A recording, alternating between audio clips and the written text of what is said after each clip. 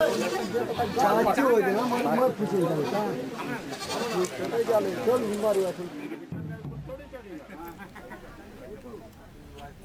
पूरी होने और नेत्र रोग दूर करने के लिए कांगेर घाटी राष्ट्रीय उद्यान क्षेत्र के अंतर्गत आने वाले कोटमसर गांव की देवी पर चौंकाने वाला चढ़ावा चश्मों का है।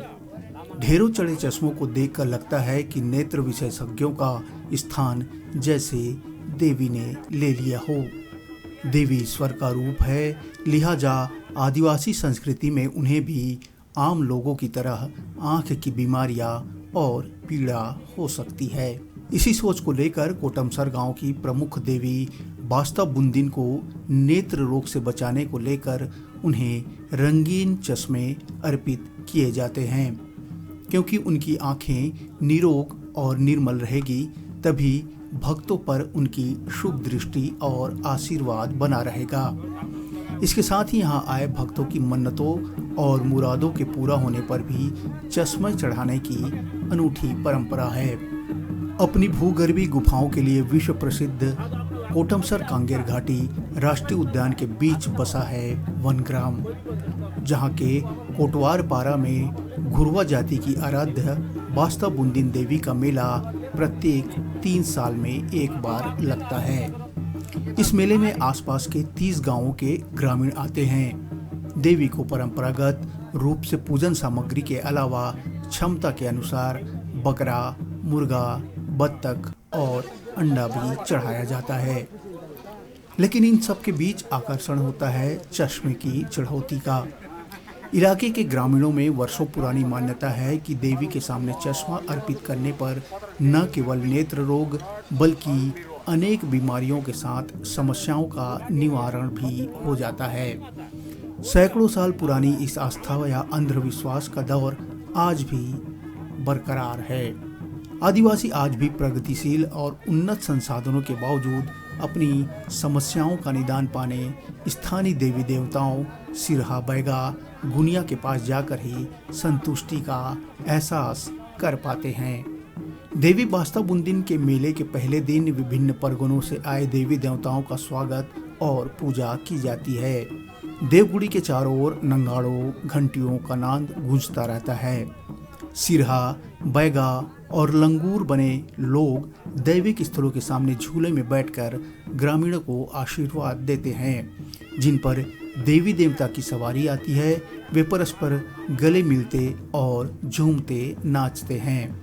अलग अलग परगनों से आई महिलाएं अपने साथ लांदा, सल्फी, महुए की शराब और सुराम लेकर अलग बैठती हैं, जहां से इन्हें खरीद कर ग्रामीण पहले देवी को अर्पित करते हैं, फिर प्रसाद स्वरूप स्वयं पीते हैं।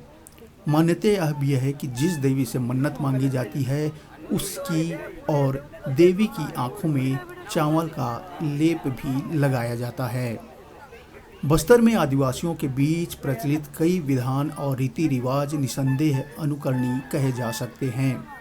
भगवान की भी आंख है और उसमें भी नेत्र रोग लग सकता है। देवी को साफ साफ दिखे इसके लिए चश्मे चढ़ाए जाते हैं।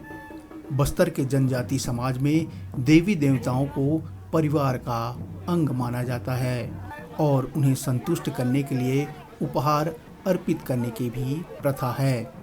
इनके पुजारी अपनी विविध शैलियों से पूजा अर्चना और मनौती की परंपराएं पूरी करते हैं।